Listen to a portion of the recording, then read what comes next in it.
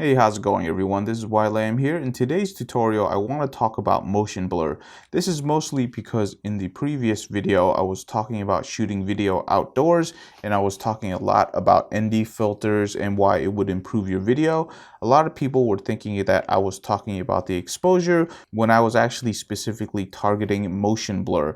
And one of the most important things when you're actually recording video is actually motion blur. And I want to dive a little bit deeper into that subject because I think it's a really important subject. So I'm going to go ahead and show you a series of clips on this, and then we'll get into some discussion. So the first clip that I'm going to show right here is going to be this X-T3 without the ND filter at f2.8, and I'm just going to pan around really quickly to show you what high shutter speed motion blur looks like, and it's going to look really terrible. As you can see, when I'm panning back and forth, it's very stuttery, it's very jittery, it's generally not very good to watch. There's a lot of YouTube videos out there that does this. Now this particular example is an extreme case because I'm panning back and forth super quickly and it's got a very high shutter speed. More often than not, what you'll see is somebody walking around vlogging with a camera, and when they're walking around, the picture itself looks a little bit jittery, a little bit stuttery. Now the main reason for that is we're using camera systems that isn't really meant to actually absorb that much motion, but having a very high shutter speed will definitely exacerbate that type of jitteriness or stutteriness. So that's something really important to understand. So in order to combat that stutteriness or that jitteriness, what we really need to do is we need to lower our shutter speeds, usually somewhere below 1/250th of a second. The most common one, if you're shooting 30p, is 1/60th of a second, and if you're shooting 24p, it would be 1/50th of a second. Now here's an example of f2.8 at 1/60th of a second.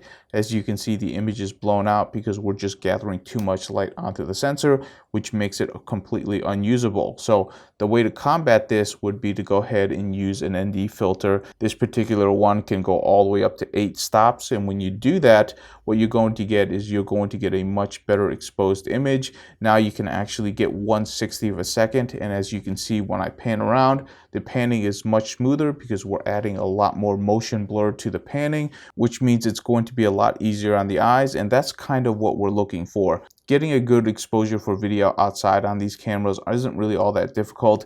It's being able to get a good exposure while having a very low shutter speed, and that's where the ND filter and a little bit of pre-planning is definitely necessary. And the best way to do that is definitely to use ND filters so that we can get to a lower shutter speed while getting a very high aperture like f2.8 and f4 to give us a little bit of foreground background separation, or bokeh as most people would say it. This is the reason why in my beginner tutorials, I definitely recommend people trying to use shutter priority with an ND filter because I feel like it gets you the best results in the easiest way possible. Of course, doing it in full auto would also do the same thing, but if you have a cameraman, then definitely going into the manual settings will give you the best possible image. Now, I'm hoping that everything I explained is easy to understand, but if there's any confusions, definitely leave it in the comments below and I'll try to answer them.